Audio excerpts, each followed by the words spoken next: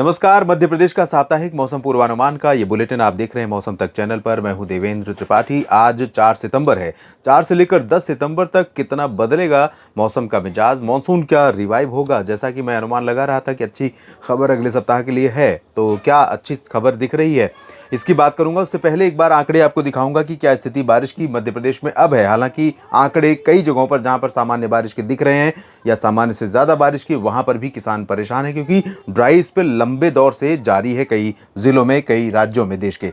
यहां पर आप देख सकते हैं ग्वालियर, गुना, अशोकनगर, नीमच, मंदसौर, राजगढ़, आगरमालवा, उज्जैन, शाजापुर, भोपाल, सीहोर और नर्मदापुरम, साथ ही साथ हरदा, यहाँ पर खंडवा, खरगोन, बड़वनी, धार, झबुआ, इन सभी भागों में सामान्य से कम वर्षा हुई है। इसके अलावा दमोह, टीकमगढ़, छतरपुर, सतना, रीवा, सीधी और बालाघाट, इन सभी भागों में सामान्य से कम वर्षा रिकॉर्ड की गई है। बाकी जगहों पर सामान्य है।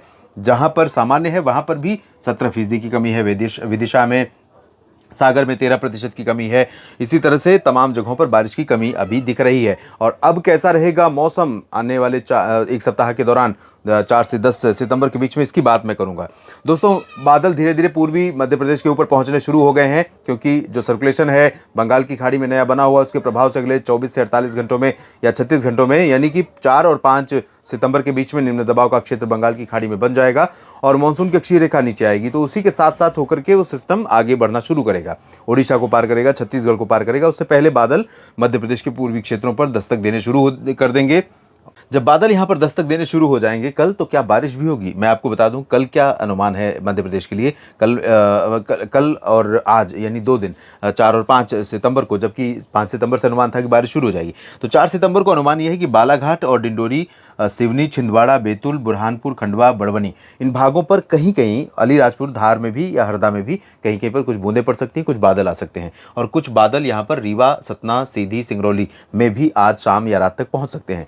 कल से 5 सितंबर से पूर्वी मध्य प्रदेश के ऊपर तमाम जगहों पर बादलों का प्रभाव बढ़ेगा और कुछ इलाकों में बारिश की गतिविधियां भी शुरू हो जाएंगी। और उसके बाद 6, 7, 8, 9, 6, 7 सितंबर को कई जगहों पर पूर्वी क्षेत्रों में संभावना रहेगी।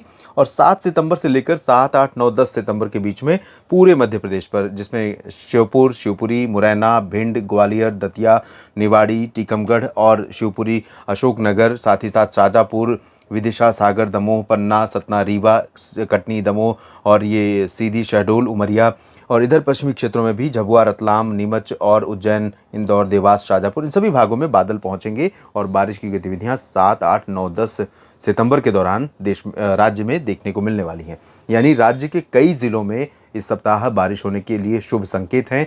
हालांकि जहां पर बड़े पैमाने पर फसलों को नुकसान हो चुका है किसान भाइयों, वहां पर उस नुकसान की भरपाई ये बारिश तो नहीं कर पाएगी, लेकिन जो फसलें अभी बची हुई हैं, जिन फसलों में गुंजाइश है, उन फसलों को बचाने में ये बारिश बहुत अहम रोल प्ले करने वाली है। तो निश्चित तौर पर मैं आपसे आग्रह करूंगा कि बारिश जब हो रही हो तो इस पानी को भी संरक्षित करने के जो उपाय कर सकते हैं उसको करें, ताकि जब बारिश न हो उस दौरान उस पानी का इस्तेमाल कर सकें, अगर फसल में आगे भी सिंचाई की आवश्यकता आपको महसूस हो रही है तो।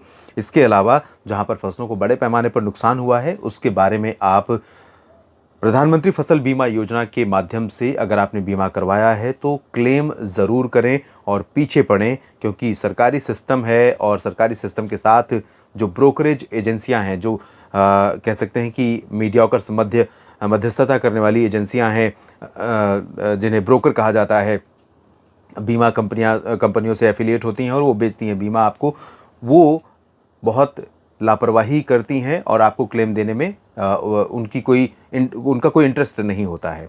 और जाहिर है कंपनी का भी इंटरेस्ट नहीं होता है, क्योंकि सरकार की तरफ से बीमा की किस्त के रूप में जो पैसा जाना है वो जा चुका है कंपनी को, बीमा कंपनी ने बीमा करने के लिए एजेंसी को जो कमीशन देना था वो कमीशन दे दिया है। आपने बहुत कम पैसा दिया है लेकिन आपको बड़ा नुकसान हुआ है, तो ऐसे में पूरा हर्जाना तो नहीं मिलेगा, पूरी भरपाई तो नहीं होगी, पूरा क्लेम नहीं होगा, लेकिन जो भी सेटलमेंट हो सकता है उसके लिए ज़रूर प्रयास करें, लड़ाई लड़ें, संघर्ष करें, ताकि आपको कुछ तो हर्जाना सरकार की तरफ से प्रधानमंत्री फसल बीमा योजना के माध्यम से मिल सके।